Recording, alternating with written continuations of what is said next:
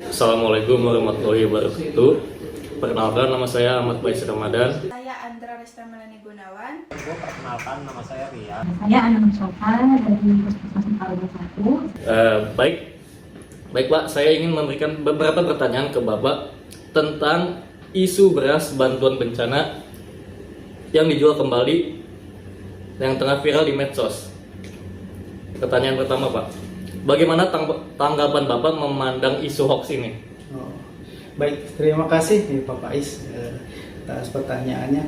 Isu ini memang sangat bakal berdampak negatif ya di kalangan masyarakat, karena yang perlu informasikan juga ke khalayak masyarakat bahwa menurut saya informasi yang seperti itu akan menimbulkan banyak konflik ya di masyarakat. Sebenarnya pemerintah itu dalam mendistribusikan bantuan itu tidak ada yang dimanyakannya itu diperjualbelikan ya. Bantuan itu sifatnya sukarela. Jadi mungkin berita-berita yang seperti itu nanti kalau bakal meluas, kalau tidak dicegah itu akan menimbulkan konflik yang lebih di masyarakat. Baik Pak. Untuk pertanyaan kedua, menurut Bapak, apabila hoax ini terus lanjut menyebar, masalah apa yang akan timbul ke depannya Pak?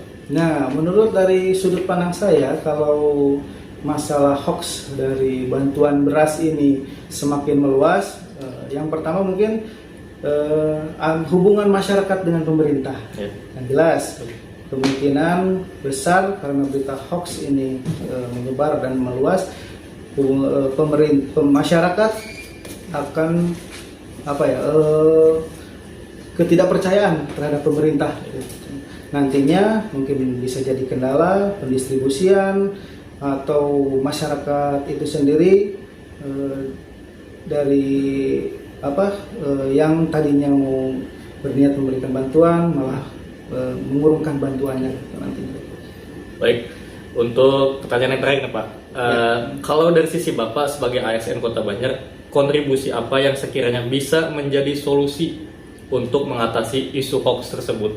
Baik, karena saya sebagai ASN mungkin langkah antisipatif yang saya pribadi bisa berikan kepada masyarakat. Yang pertama, mungkin memberikan informasi yang sebenar-benarnya kepada masyarakat, infonya tepat, akurat, dan sampai kepada masyarakat. Yang pertama mungkin memberikan edukasi dan informasi bahwa informasi yang didapat masyarakat itu sebelum disebarluaskan, alangkah baiknya ditelusuri dulu sumber informasinya dari mana, apakah berita itu berita benar atau berita bohong. Jadi jangan sampai ketika berita itu belum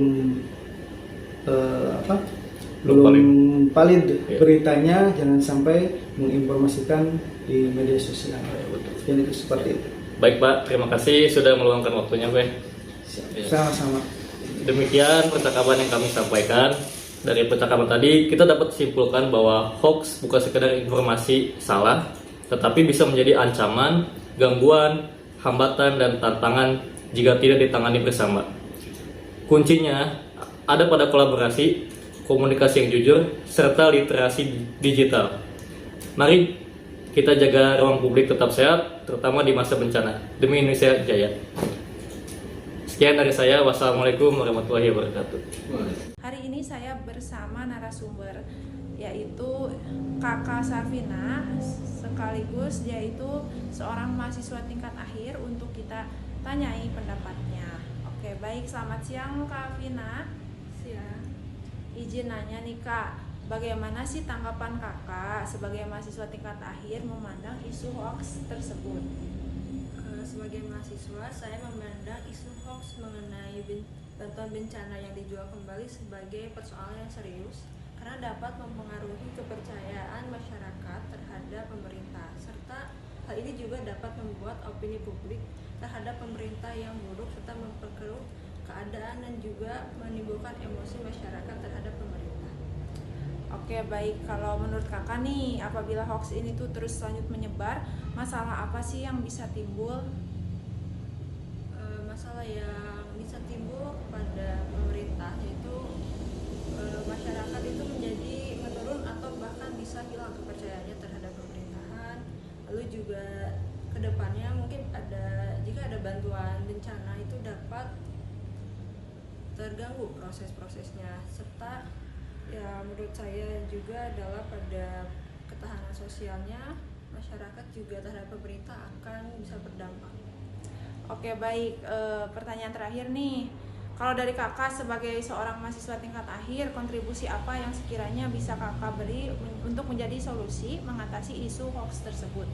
Sebagai mahasiswa akhir, saya berkontribusi untuk meningkatkan literasi digital kepada masyarakat, serta juga menyebarluaskan informasi yang sudah tervalidasi kebenarannya dan juga yang dapat dipertanggungjawabkan informasinya tersebut. Saya Wilda, Oh, kalau pekerjaan itu saat ini apa, Bu?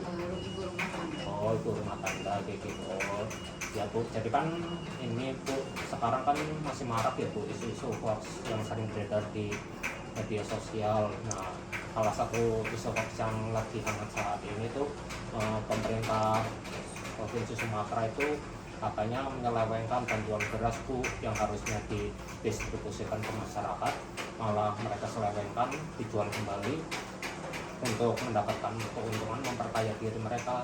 Padahal pemerintah Sumateranya sendiri sudah mengkonfirmasi bahwa bantuan beras itu sudah didistribusikan langsung ke masyarakat dan mereka tidak menerima sepeser pun hasil donatur dari warga masyarakat seluruh Indonesia. Nah, sebenarnya dari tugas ini kita cuma pengen tahu sih pandangan dari masyarakat Bu, nggak ada maksud untuk menyalahkan salah satu pihak sih Bu.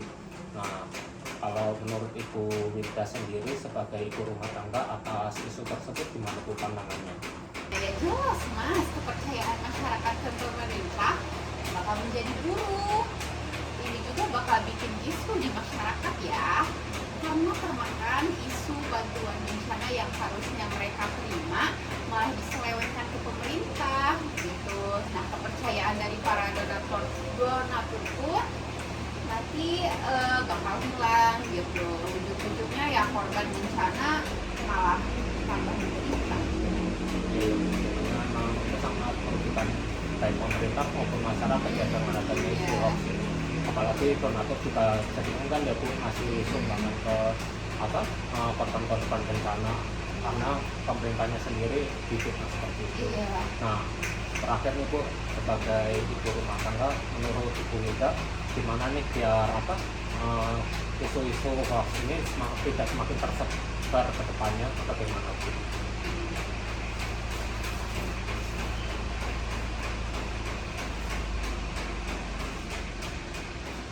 Oh ya itu dia, kita harus bijak ya dalam menerima segala informasi. Jangan langsung diterima informasi gitu aja. Nah, kita perlu melakukan cross check lagi. Nah, paling kita juga harus saling mengingatkan ke sesama rekan kerja atau ke sesama warga gitu ya. Kalau menerima informasi dari medsos harus dipastikan dulu dengan apa adanya. Lalu mengkritik pemerintah boleh ya, tapi harus dilakukan dengan bijak juga, seperti itu Pak. Ini jadi menurut saya kita harus saring dulu sebelum sharing. Baik Ibu, untuk pertanyaan selanjutnya, menurut Ibu, apabila hoax ini terus menyebar, masalah apa yang mungkin bisa timbul? Menurut saya jika berita hoax ini terus-menerus menyebar tanpa kendali, maka ini akan berdampak pada banyak hal, terutama pada kepercayaan masyarakat yang pastinya tidak akan susah lagi percaya terhadap berita-berita yang menyebar di media sosial. Baik Ibu, untuk pertanyaan selanjutnya, dari sisi Ibu, seorang guru, kontribusi apa yang sekiranya bisa menjadi solusi untuk mengatasi isu hoax tersebut? Baik, dari pandangan saya sebagai seorang guru, tentunya seorang guru itu memiliki peran penting terhadap informasi yang menyebar pada generasi muda saat ini. Sehingga kontribusi saya yang bisa diberikan yaitu dengan mengingatkan kembali terhadap murid-murid saya bahwa jika kita mendengar berita-berita yang belum tentu terjadi dan belum tentu kebenarannya, maka kita harus meningkatkan literasi kita kembali. Baca lebih lanjut lagi, tapi kalau misalnya memang ada hoax yang beredar seperti itu, sebetulnya sangat disayangkan ya, karena kita tahu kondisi masyarakat yang terdampak bencana di Sumatera seperti apa.